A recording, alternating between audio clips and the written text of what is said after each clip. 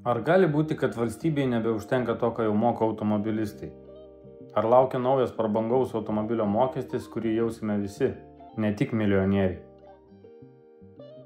Šiandien paaiškinsime, ką suplanavo Nemuno dešra, kam šis įstatymas būtų taikomas ir kur slypi paradoksai, leidžiantys apeiti sistemą.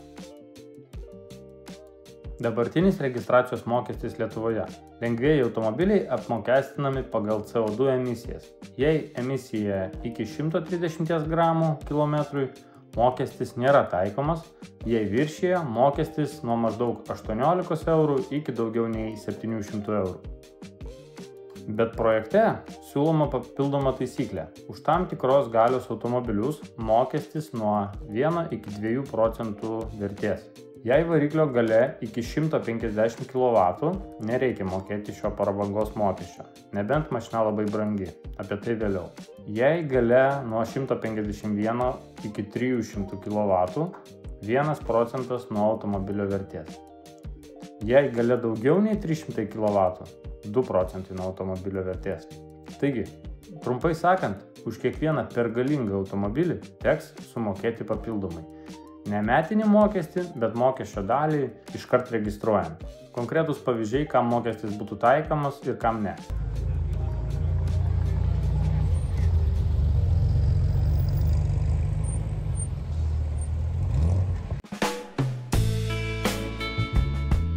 Pirmas pavyzdys. Tarkime, žmogus perka naudotą BMW 5 serijos automobilį, kurio variklio galia yra maždaug 200 kW. Pavyzdžiui, 535D, o automobilio vertė 10 000 eurų. Kadangi galia daugiau nei 150 kW, taikomas 1% tarifas, tad papildomas mokestis šiam automobiliui būtų 100 eurų. Antras pavyzdys. Audi A6 su 140 kW. Jei automobilis turi 140 kW galingumą, tai jis būtų po riba. Jokių prabangos mokesčių netaikoma, jei kaina nėra labai didelė. Šiuo atveju važiuoja ramiai, net jei tai gana solidus automobilis. Trečias pavyzdys.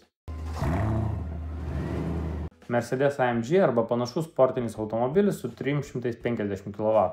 Tarkime, kažkas registruoja sportinį automobilį su 350 kW galia, kurio vertė 50 000 eurų. Kadangi galia viršija 300 kW, taikomas 2% tarifas. Papildomas mokestis šiam automobiliui būtų 1000 eurų. Ketvirtas pavyzdys. Visureigis su 160 kW, šeima su vaikais. Įstatymo projekte numatyta speciali išimtis. Visureigiai arba daugiau nei 6 vietų transporto priemonės, kurių galia neviršija 250 kW ir kurias perka santuokoje esanti šeima, auginanti 2 ar daugiau vaikų. Tokiu atveju mokestis netaikomas, net jei galia virš 150 kW. Taigi vidutinybė galėtų naudotis prabangesnių visureigių, bet pagal šią išimtį nemokėti mokesčio. Tarkime, Audi Q7 su 180 kW galia. Pagal įstatymą gali patekti į išimtį, jei atitinka šeimos kriterijus, nors pagal paprastą formulę turėtų mokėti mokestį. Penktas pavyzdys. Labai brangus automobilis, bet mažesnės galios. Tad čia kyla paradoksas. Automobilis, kuris oficialiai turi mažesnę galią nei 150 kW, bet yra labai brangus, gali būti apmokestinamas specialiu atveju, jeigu jo vertė viršija tam tikrą ribą. Pavyzdžiui, prabangus automobilis su 145 kW, bet kaina 80 000 eurų. Net jei automobilis techniškai silpnesnis, bet labai brangus, įstatymo rengėjai gali nuspręsti, kad tai vis tiek yra prabangos prekė ir tokiu atveju taikytų mokestį. Taigi net ir nepergalingas automobilis gali patekti į mokesčio pinkles dėl kainos. Dabar įdomiausia dalis. Kur slepiasi spragos leidžiančios apvažiuoti mokestį? Pirmas paradoksas. Šeimos visureigio išimtis. Įstatymo projekte siūloma, kad šeimos su 2 ar daugiau vaikų, perkant daugiau nei 6 vietų automobilį arba visureigį iki 250 kW, galėtų būti neapmokestinamas. Tai reiškia, turtinga šeima gali nusipirkti tikrai galingą visureigį iki 250 kW ir prisidengti išimtimi. Tad vietoj įprasto sedano persėdi į erdvų visureigį ir mokesčio išvengsi. Antras paradoksas. Naudoti automobiliai senesni automobiliai. Projektas remiasi galios verte, bet neatsižvelgia, ar bent projekte neakcentuojama, į taršą, metus, būklę.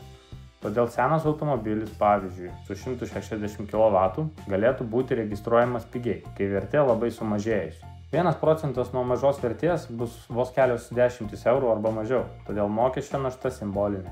Tuo tarpu naujas automobilis su 149 kW gali kainuoti dešimtis tūkstančių, bet išvengti mokesčio dėl galingumo ribos.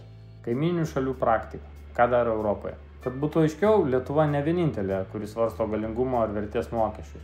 Daugelį šalių apmokestinimas labiau remiasi CO2 emisijomis, svorių, cilindrų tūrių negu absoliučių galingumu.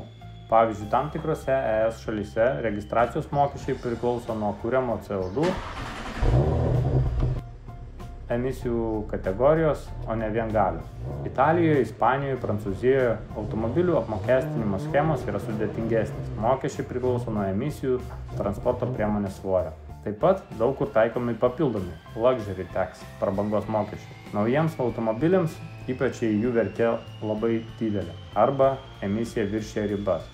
Taigi Lietuva šiuo projektu nebūtų unikali, bet siūloma struktūra, galia plus vertė, turi savo pliusų ir minusų.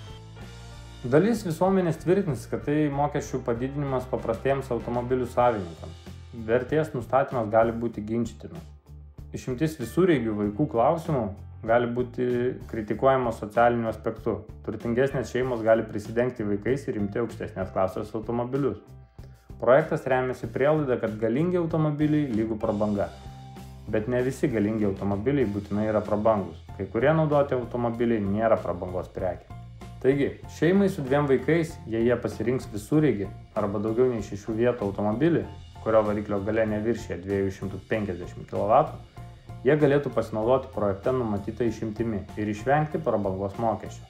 Net jei automobilis būtų gana prabangus, todėl tokie modeliai kaip Volkswagen Touareg su 3,6 varikliu, Toyota Land Cruiser su 4,5 dizeliniu V8 ar benzininis V8 Lexus gali būti puikus pasirinkimas, nes jiems prabangos mokestis nebūtų taikomas. Žinoma, dar reikia atsižvelgti į automobilio vertę. Jeigu vertė gerokai virš segmentinės, gali atsirasti mokesčio rizika. Ir į tai, ar įstatymas bus priimtas tokiu formatu. Ką Jūs manote? Ar teisinga, kad šeima su 2 vaikais galėtų važinėti prabangių Lexus ar Land Cruiser be jokio papildomo mokesčio, kai tuo metu BMW 530D savininkas turėtų mokėti už prabangą? Kiek kilovatų turi Jūsų automobilis ir ar šis įstatymas paveiktų Jūs renkantis sekantį automobilį? Parašykite komentaras. Dėkoju visiems už peržiūras, tikiuosi video buvo informatyvus ir aktualus. Jei patiko, paspauskite like ir susitiksime kitose video. Mano vardas Paulius ir tai yra mūsų autoparkas.